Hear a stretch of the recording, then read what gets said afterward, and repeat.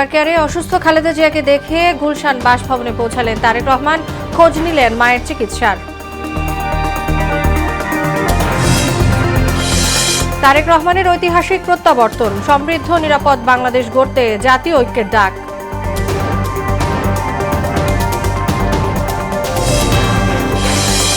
তারেক রহমানের আগমনে সর্বস্তরের মানুষের বাঁধ ভাঙা উচ্ছ্বাস, রাজনৈতিক শূন্যতা পূরণের মাধ্যমে বৈষম্যহীন বাংলাদেশ গড়ার প্রত্যয়। এবং খ্রিস্টান সম্প্রদায়ের সবচেয়ে বড় ধর্মীয় উৎসব শুভ বড়দিন আজ। বাংলাদেশ সহ বিশ্বজুড়ে নানা আয়োজন, বিশ্ব শান্তি কামনায় গির্জায় গির্জায় প্রার্থনা।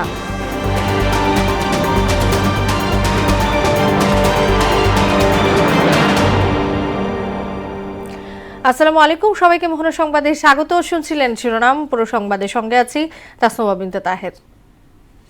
রাজধানীর ৩০০ ফিটে সংবর্ধনা অনুষ্ঠান শেষে অসুস্থ খালেদা জিয়াকে দেখতে এভার কেয়ার হাসপাতালে আসেন তারেক রহমান। সন্ধ্যা ৬টায় হাসপাতালে যান তিনি। এ সময় নেন মায়ের চিকিৎসার খোঁজ খবর। হাসপাতালে তার সঙ্গে ছিলেন বিএনপির স্থায়ী কমিটির সদস্য সালাউদ্দিন আহমেদ ও ডাক্তার এজেডএম জাহিদ হোসেন সহ দলের শীর্ষ নেতারা। প্রায় ১.৫ ঘণ্টা মায়ের পাশে অবস্থান করেন তিনি। সেখান থেকে রাত ৮:৩০টায় গুলশান এভিনিউয়ে ১৯৬ নম্বর বাসভবনে পৌঁছান তারেক রহমান। সেখানকার সবশেষ অবস্থা জানাতে যুক্ত হচ্ছেন সহকর্মী মুদাসির আলী। মুদাসির, গুলশানে তারেক রহমানের বাসভবন ঘিরে নিরাপত্তা ব্যবস্থা কেমন দেখছেন?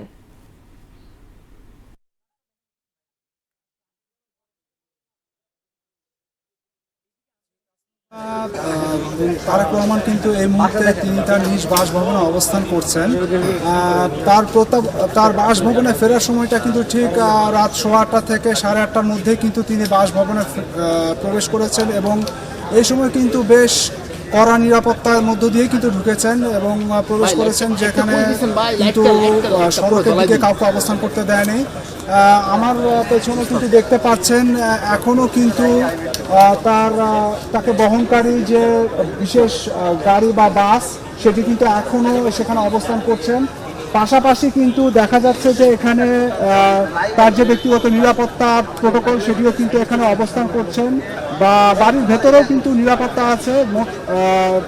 মোট কথা যে তার বাসভবনকে ঘিরে কিন্তু এখনো বেশ কড়া নিরাপত্তা কিন্তু রয়েছে। তবে সড়কে এখনো কড়া নিরাপত্তার মধ্যে দিয়েই আছে, যদিও কিছুক্ষণের মধ্যে এই নিরাপত্তার অবস্থান পরিবর্তন ঘটবে এবং নিরাপত্তা বাহিনীর সংখ্যাও কমে আসবে এবং সময়ের সাথে সাথে এই সড়ক উন্মুক্ত করে দেওয়া হবে যান চলাচলের জন্য। তবে তার বাসভবনে কিন্তু পুলিশ পাহারা থাকবে, একই সঙ্গে কিন্তু তার ব্যক্তিগত বিশেষ নিরাপত্তা প্রোটোকলও কিন্তু থাকবে। তাসনুবা, আপনাকে আরো একটি বিষয় জানিয়ে রাখতে চাই যে তারেক রহমানের প্রত্যাবর্তনের যে কর্মসূচি, কিন্তু এটি কিন্তু ইতিমধ্যে আজকে শেষ হলো তার বাসভবনে প্রবেশের মধ্য দিয়ে। তবে আগামীকাল শুক্রবার তার কিন্তু কর্মসূচি রয়েছে, সেটি হচ্ছে বাদ জুমা।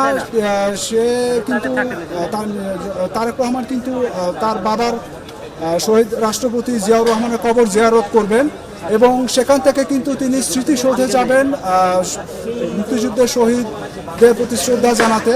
এই দুটি কর্মসূচি কিন্তু তার রয়েছে। তো আজকের মতো কিন্তু তিনি এখানে বাসভবনে অবস্থান করছেন এবং পরিবার নিয়ে কিন্তু তিনি অবস্থান করছেন, সঙ্গে কিন্তু তার স্ত্রী কন্যারাও আছেন। তো রাজধানীর গুলশান থেকে তারেক রহমানের বাসভবনের সামনে পাওয়া তথ্য ছিল, এই ছিল আমার কাছে পাওয়া তথ্য। তাসনুবা। মুদাসির, আপনাকে ধন্যবাদ। এর আগে দীর্ঘ প্রবাস জীবন শেষে দেশে ফিরে সবাইকে নিয়ে নিরাপদ বাংলাদেশ গড়ার অঙ্গীকার ব্যক্ত করলেন বিএনপির ভারপ্রাপ্ত চেয়ারম্যান তারেক রহমান। বিকেলে রাজধানীর পূর্বাচলের ৩০০ ফিটে আয়োজিত সংবর্ধনায় তিনি এ অঙ্গীকার ব্যক্ত করেন। তারেক বলেন, যে কোনো মূল্যে দেশের শান্তি শৃঙ্খলা রক্ষা করতে হবে। সবাই ঐক্যবদ্ধ হলে লক্ষ কোটি মানুষের প্রত্যাশা পূরণ সম্ভব হবে। হুমায়ুন কবিরের প্রতিবেদন জানাচ্ছেন শামীমুজ্জামান চৌধুরী। বিকেল ৩:৫০ তারেক রহমান যখন পূর্বাচলে ৩০০ ফিট অনুষ্ঠানে মঞ্চে উঠেন, তখন লাখো জনতার তীর্থের কাকের মতো চেয়ে আছে প্রিয় নেতাকে এক নজর দেখার জন্য। এই সময় হাত নেড়ে লাখো জনতার অভিবাদন গ্রহণ করেন তিনি। সংবর্ধনা স্থল পরিণত হয় জনসমুদ্রে। 17 বছর পর দেশের মাটিতে জনসমাবেশে বিএনপির ভারপ্রাপ্ত চেয়ারম্যান বলেন, এই দেশে মুসলিম, হিন্দু, বৌদ্ধ, খ্রিস্টান সব বিশ্বাসের মানুষ আছে। সবার জন্য নিরাপদ দেশ গড়ে তোলা হবে। সবাই ঐক্যবদ্ধ হলে দেশের মানুষের প্রত্যাশা পূরণ সম্ভব বলেও মত দেন তিনি। আজ আমাদের সময় এসেছে সকলে মিলে দেশ গড়া। এই দেশে যেমন পাহাড়ের মানুষ আছে, এই দেশে একইভাবে সমতলের মানুষ আছে। এই দেশে মুসলমান, বৌদ্ধ, খ্রিস্টান, হিন্দু সহ বিভিন্ন ধর্মের মানুষ বসবাস করে। আমরা চাই সকলে মিলে এমন একটি বাংলাদেশ গড়ে তুলব আমরা, যে বাংলাদেশের স্বপ্ন একজন মা দেখেন, অর্থাৎ একটি নিরাপদ বাংলাদেশ আমরা গড়ে তুলতে চাই। আধিপত্যবাদী শক্তির গুপ্তচরেরা এখনো ষড়যন্ত্রে লিপ্ত উল্লেখ করে সবাইকে ধৈর্যশীল হওয়ার আহ্বানও জানান বিএনপির ভারপ্রাপ্ত চেয়ারম্যান। আধিপত্যবাদ শক্তির গুপ্তচরেরা বিভিন্নভাবে ষড়যন্ত্রে এখন লিপ্ত রয়েছে। আমাদেরকে ধৈর্যশীল হতে হবে, আমাদেরকে ধৈর্য ধারণ করতে হবে। বিশেষ করে তরুণ প্রজন্মের যে সদস্যরা আছেন, আপনারা এই আগামী দেশকে নেতৃত্ব দেবেন, দেশকে গড়ে তুলবেন। শরীফ ওসমান হাদি সহ স্বৈরাচারের সময় গুম খুনি শিকারদের ঋণ শোধ করতে কাঙ্ক্ষিত বাংলাদেশ গড়ে তোলার প্রত্যয় জানান তিনি। ওসমান হাদি চেয়েছিল এই দেশের মানুষের জন্য গণতন্ত্র প্রতিষ্ঠিত হোক, এই দেশের মানুষের গণতান্ত্রিক অধিকার প্রতিষ্ঠিত হোক, এই দেশের মানুষ তাদের গণতান্ত্রিক এবং অর্থনৈতিক অধিকার ফিরে পায়। আজ চব্বিশের আন্দোলনে যারা শহীদ হয়েছেন, ওসমান হাদি সহ ৭১ যারা শহীদ হয়েছেন, বিগত স্বৈরাচারের সময় বিভিন্নভাবে খুন করে শিকার হয়েছেন, এই মানুষগুলোর রক্তের ঋণ যদি শোধ করতে হয়, আসুন আমরা আমাদের সেই প্রত্যাশিত বাংলাদেশ গড়ে তুলব। এ সময় মার্টিন লুথার কিং এর অমর বাণীর সঙ্গে সুর মিলিয়ে আই হ্যাভ এ প্ল্যান নামে নিজের আকাঙ্ক্ষার কথাও পুনর্ব্যক্ত করেন Tarique Rahman. I have a plan for the people of my country, for my country. Tarique রহমানের আগমনের মধ্য দিয়ে সব ষড়যন্ত্রের অবসান হবে জানিয়ে বিএনপি নেতাকর্মীরা জানান, ফেব্রুয়ারিতে একটি সুষ্ঠু সুন্দর নির্বাচনের মাধ্যমে জনগণের সরকার প্রতিষ্ঠা হবে। গণতন্ত্র পুনরুদ্ধারের পাশাপাশি তারেক রহমানের নেতৃত্বে একটি সুসমৃদ্ধ বাংলাদেশ গড়ে তোলা হবে বলে আশা জানান বিএনপি নেতাকর্মীরা। তারেক রহমানও জানান, জনগণের মতামতকে প্রাধান্য দিয়ে দেশ গড়ার কাছে আত্মনিয়োগ করবেন তিনি। তিনচুপিট থেকে হুমায়ুন কবির, মোহনা সংবাদ, ঢাকা। সকালে ১.৫ যুগ পর রাজশিক প্রত্যাবর্তন হয় তারেক রহমানের। দীর্ঘ প্রতীক্ষার প্রহর কাটিয়ে দেশে ফেরেন বিএনপির ভারপ্রাপ্ত চেয়ারম্যান তারেক রহমান। ৬০ বছরের জীবনে ১৭ বছরই কেটেছে নির্বাসনে। প্রস্থান কণ্টাকীর্ণ হলেও প্রত্যাবর্তন মুহূর্ত ছিল সম্মান আর গৌরবের। তার ফেরাটা দেশের রাজনীতির সমীকরণ অনেকটাই পাল্টে দিয়েছে। তাই তো নতুন বাংলাদেশ গড়ার স্বপ্ন দেখছেন দলটির সিনিয়র নেতারা। তারেক রহমানের ঐতিহাসিক প্রত্যাবর্তনের বিস্তারিত থাকছে মনিরুল ইসলামের প্রতিবেদনে। ফ্যাসিবাদের আক্রোশ আর ক্রোধের বলি হন বিএনপির ভারপ্রাপ্ত চেয়ারম্যান তারেক রহমান। তাই তো নিজ ভূমি ছেড়ে কাটিয়েছেন হাজার হাজার মাইল দূরের ট্যামস নদীর পাড়ে। ২৫-এর ২৫ দিনটি বাঙালির ইতিহাসে নয়া সংযোজন, যা তারেক রহমানের প্রত্যাবর্তন দিবস হয়ে থেকে যাবে হাজার বছর। তারেক রহমানকে বহন করা উড়োজাহাজ ঢাকায় অবতরণ করে বৃহস্পতিবার বেলা ১৫:১২টায়। তারপরেই সার্বিক আয়োজন আর আনুষ্ঠানিকতা। কুশল বিনিময় করেন বিএনপির সিনিয়র নেতাদের সঙ্গে, সময় দেন পরিবারকেও। ৬,৩১৪ দিন পর ছুঁয়ে দেখলেন সোনার বাংলার মাটি, নাক টেনে গন্ধ নিলেন বাংলার প্রকৃতির। তাই তো এত উচ্ছ্বাস, এত ভালো লাগা, এত আবেদন। বিএনপির মিডিয়া সেলের আহ্বায়ক ওয়াদুদ আবেদিন বললেন, তারেক রহমানের প্রত্যাবর্তনের মধ্য দিয়ে ঐক্যমত্য প্রতিষ্ঠিত হবে। আগামী দিনের একটা প্রত্যাশার বাংলাদেশ বিনির্মাণের যে স্বপ্ন আমরা সবাই দেখি, সেটিকে সফল করার জন্য তিনি সবার সহযোগিতা চাইবেন। তারেক রহমানের প্রত্যাবর্তনে বিমানবন্দর এলাকা ছিল কড়া নিরাপত্তা বেষ্টনীতে। র্যাব, পুলিশ, সেনাবাহিনী সহ আইনশৃঙ্খলা বাহিনীর তৎপরতাও ছিল নজিরবিহীন। বিএনপির স্থায়ী কমিটির সদস্য ছালাউদ্দিন আহমেদ মনে করেন, দেশের রাজনীতির আকাশ থেকে কালো মেঘ কাটিয়ে নতুন আলো ফেরাতে পারবেন তারেক রহমান। ইনশাআল্লাহ আমরা আশা করি এই মুহূর্তটিকে আমরা ঐতিহাসিক মুহূর্ত হিসেবে পালন করতে পারব। অবরুদ্ধ গণতন্ত্র অবমুক্ত হয়েছে। আমরা সেই রকম একটি আবহে আজকে একত্রিত হব। বাংলাদেশের এই মুহূর্তটি অবশ্যই অবিস্মরণীয়।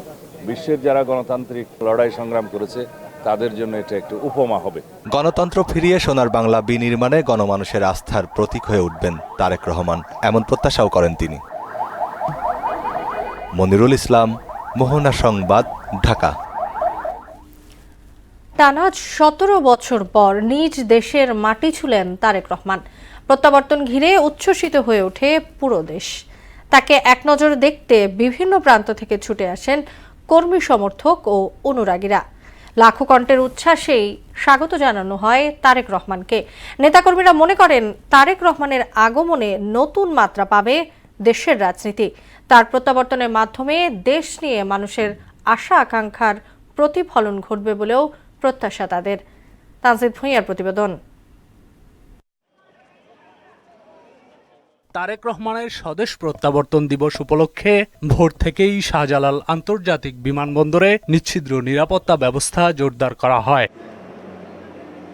বিমানবন্দর থেকে বের হয়ে হাত নেড়ে সালাম এবং অভিবাদন গ্রহণ করেন তারেক রহমান। এ সময় লাখো জনতা তাকে স্বাগত জানান। অনেক কোমলমতি শিশুও এসেছে তারেক রহমানকে এক পলক দেখতে আর শুভেচ্ছা জানাতে। ভালো লাগা দেখার জন্য এসেছি।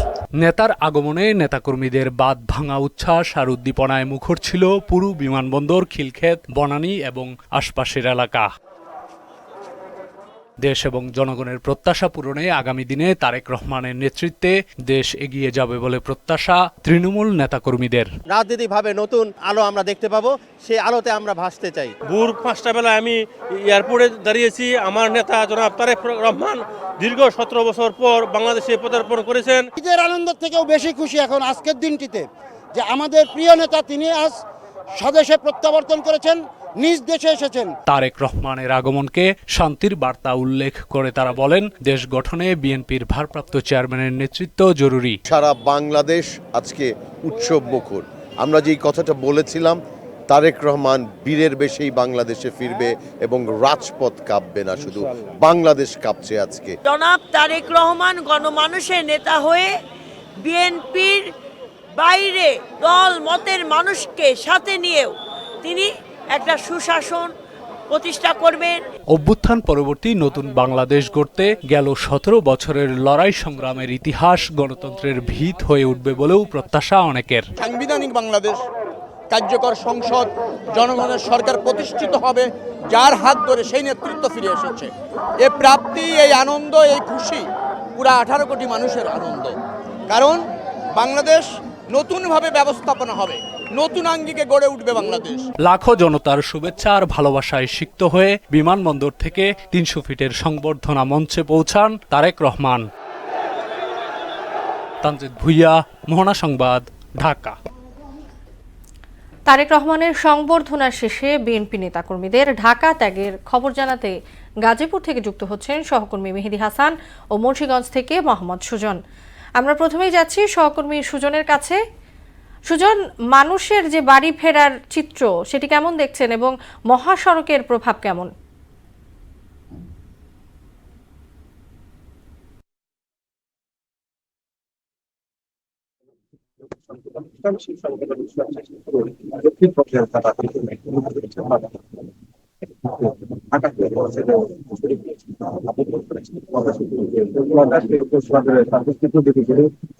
এই সংবর্ধনা অনুষ্ঠান শেষে কিন্তু দক্ষিণবঙ্গের যে একুর জেলার যে বিএনপি নেতৃবৃন্দ রয়েছেন তারা কিন্তু ঢাকাতে আসছিলেন প্রিয় নেতাকে এক চোখে দেখার জন্য। দীর্ঘ 17 বছর পরে কিন্তু বাংলাদেশের যেই স্বদেশ দিবসে আসলেন সেই উপলক্ষে কিন্তু নেতৃবৃন্দদের অনেক চাপ ছিল। তো যেহেতু রাত 9টার উপরে বাজে, এর মধ্যে কিন্তু ঢাকা ছাড়তে শুরু করেছেন এই পদ্মা সেতু দিয়ে। অন্যদিকে যদি আপনাকে বলি ঢাকা চট্টগ্রাম মহাসড়কের কথা, সেখানে কিন্তু ঢাকা থেকে অনেকেই চলে যাচ্ছে, বাড়িতে যাচ্ছেন যে চট্টগ্রামে যে মহাসড়ক, সেখানে কিন্তু মেঘনা সেতু রয়েছে, সেখানে কিন্তু ধীর গতিতে গাড়ি চলছে, অনেক যানজট। আমি কথা বলেছিলাম হাইওয়ে পুলিশের সাথে, তারা যেহেতু বলছেন যেহেতু তারেক রহমান 17 বছর পরে দেশে আসার কারণে কিন্তু চট্টগ্রামের যে আশেপাশের জেলা রয়েছেন তারা কিন্তু অনেকেই ঢাকাতে আসছেন, আবার ঢাকা ছেড়ে আজ যাচ্ছেন গ্রাম অঞ্চলে বা বাড়িতে যাচ্ছেন, সেটা রয়েছে। অন্যদিকে যদি লোক জনপথের কথা বলি যে বরিশালের ভোলা, চাঁদপুর, মোহনপুর এইসব অঞ্চলের লোকজন যারা রয়েছেন, নেতৃবৃন্দ রয়েছেন, তারা কিন্তু যাচ্ছেন লঞ্চ যোগে ঢাকা গিয়েছিলেন। আবার যে সদস্য যে প্রধানমন্ত্রী উপলক্ষে যে সংবোধন হচ্ছে সেটা শেষে কিন্তু তারা লঞ্চ যোগে আবার কিন্তু যাচ্ছেন গন্তব্যে তাদের। এখানে অনেকের সাথে কথা বলেছিলাম নেতৃবৃন্দদের সাথে, তারা কিন্তু বলছেন যেহেতু দীর্ঘদিন পরে কিন্তু বিএনপির যে ভারপ্রাপ্ত চেয়ারম্যান তারেক রহমান দেশে আসাতে কিন্তু যে নেতৃবৃন্দদের উৎসব ছিল, পাশাপাশি যেটা আনন্দ উৎসব মুখরও কিন্তু তারা ঢাকাতে ছিলেন। এই শীতের উপেক্ষা করেও তারা এখন যাচ্ছেন বাড়ির দিকে গন্তব্যে। আর ঢাকা চট্টগ্রাম মহাসড়কের কথা যদি বলি, সেরকম যানজট নেই বললে চলে এখানকার। মানে স্বাভাবিকভাবেই কিন্তু গাড়ি চলাচল যাচ্ছে। মানে সর্বোচ্চ বলা যায় যে দীর্ঘদিনের যে বিএনপি নেতৃবৃন্দ যে আশা বিএনপির ভারপ্রাপ্ত চেয়ারম্যান তারেক রহমান দেশের সেরকম ভাবে স্বাভাবিকভাবে কিন্তু যাচ্ছে তারা। আমরা এই মুহূর্তে চলে যাচ্ছি গাজীপুরে মেহেদী হাসানের কাছে, সেখানকার সর্বশেষ পরিস্থিতি জানাবেন তিনি।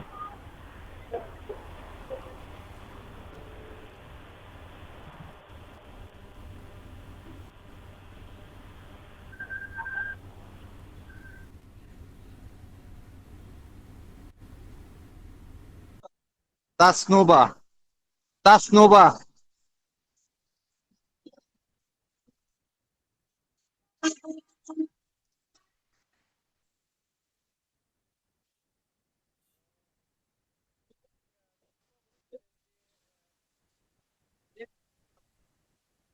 যে আজকে যে 300 ফিটের যে সংবর্ধনা অনুষ্ঠান, সেই সংবর্ধনা অনুষ্ঠানে কিন্তু জনস্রোতে পরিণত হয়েছিল।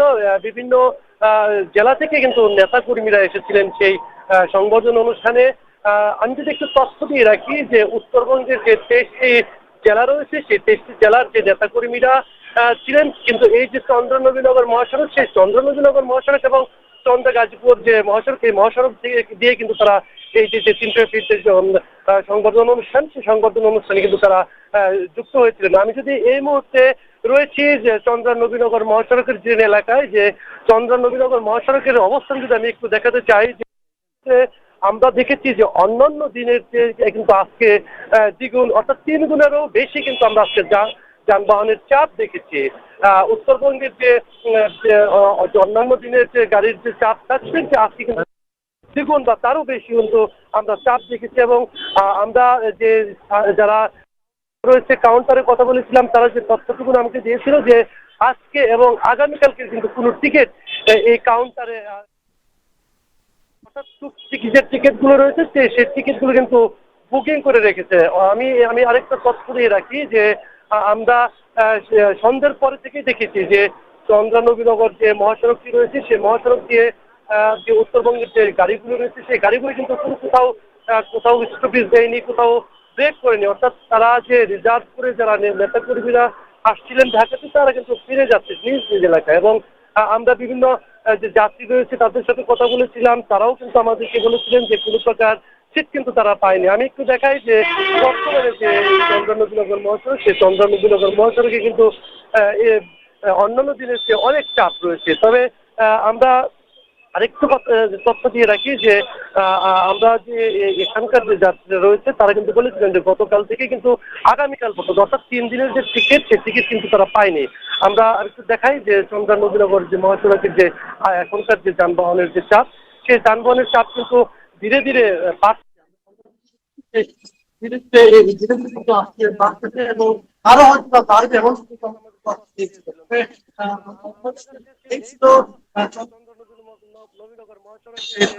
যানবাহনের চাপ তার সর্বশেষ তথ্য। মেহেদী এবং সুজন দুজনকে যুক্ত হওয়ার জন্য ধন্যবাদ। খ্রিস্টান সম্প্রদায়ের সবচেয়ে বড় ধর্মীয় উৎসব শুভ বড়দিন আজ বাংলাদেশ সহ বিশ্বজুড়ে নানা আয়োজনে দিনটি উদযাপন করছেন যিশু ভক্তরা। বিশ্ব মানবতার শান্তি সমৃদ্ধি কামনায় গির্জায় গির্জায় অনুষ্ঠিত হয় বড়দিনের প্রার্থনা। শান্তিময় পৃথিবী গড়তে ভক্তদের ধর্ম ও দর্শনের পথ দেখিয়ে যিশু শ্রদ্ধা ভালোবাসার পাত্র হয়ে আছেন বলে জানালেন আর্চবিশপ। আর সম্প্রীতির দেশে সবাই মিলেমিশে ধর্ম পালন করবে বলে প্রত্যাশা জানান প্রধান উপদেষ্টা প্রেস সচিব শফিকুল আলম। আরও জানাচ্ছেন উষা ফেরদৌস। অনুপ্রেরণা দানে কখনো বিরত না থাকেন। আসুন আমরা এই উদ্দেশ্যে প্রভুর কাছে প্রার্থনা করি।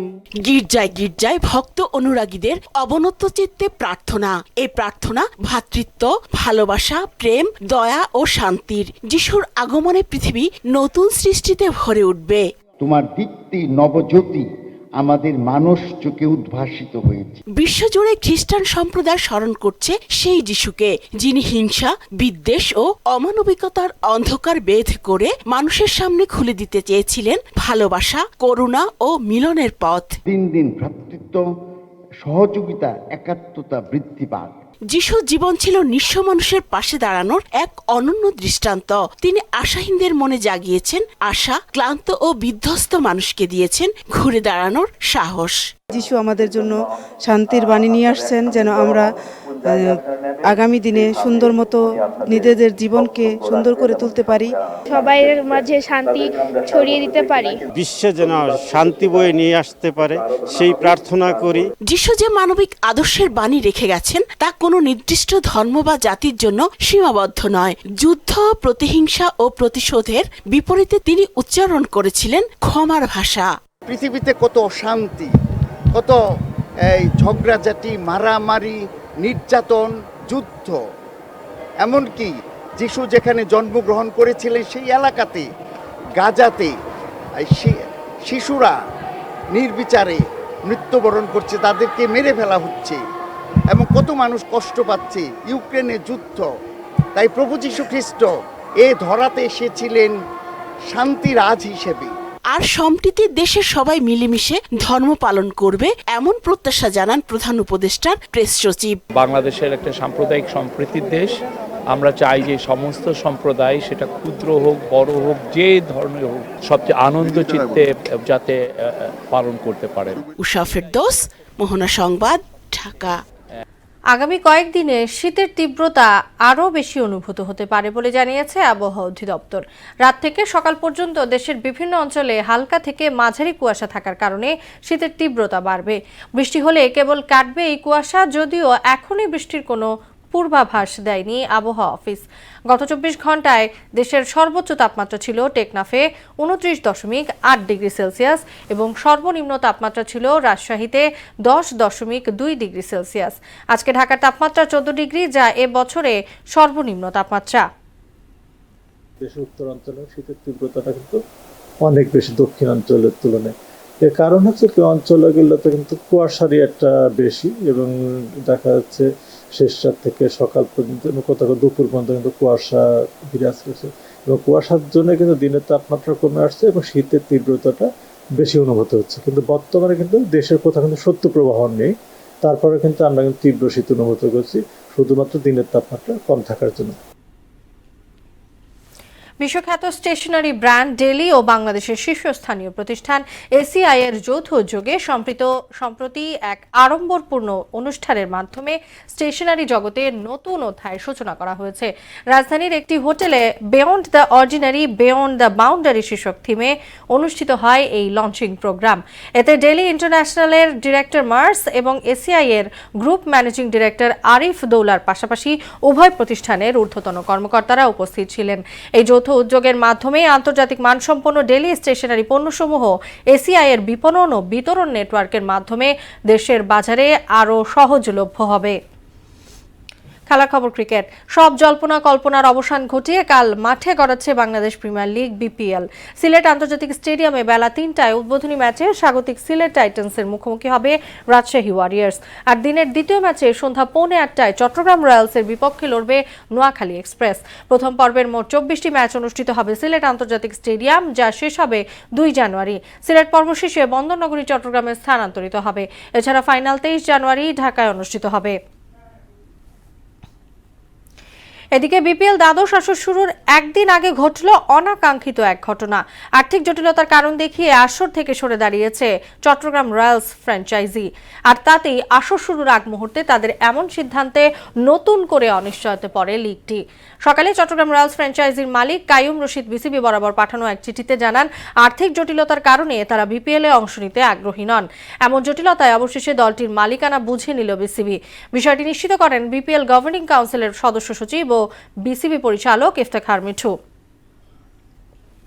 শেষ করব মোহনা সংবাদ, যাবার আগে শোনাবগুলো জানিয়ে দিচ্ছি আরো একবার।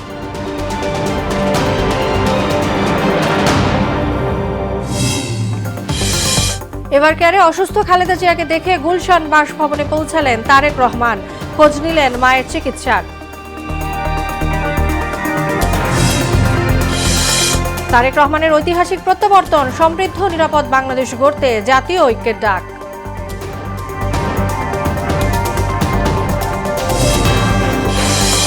তারেক রহমানের আগমনে সর্বস্তরের মানুষের বাঁধ ভাঙা উচ্ছ্বাস, রাজনৈতিক শূন্যতা পূরণের মাধ্যমে বৈষম্যহীন বাংলাদেশ গড়ার প্রত্যয়।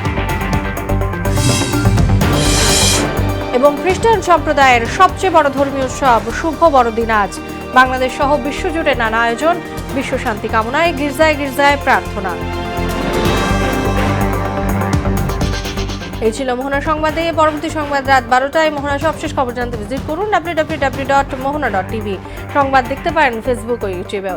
এতক্ষণ সঙ্গে থাকার জন্য ধন্যবাদ সবাইকে।